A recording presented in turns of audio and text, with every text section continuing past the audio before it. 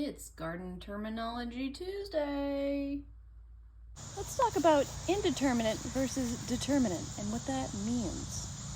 A plant variety that's a determinate means it only has a determined height that it's going to get. So most bush Roma tomatoes only get about 3 feet tall. That's their determined height.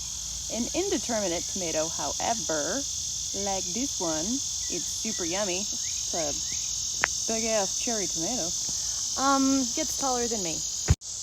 I'm only 5'1". Yeah, I'm a short girl. So everything's taller than me.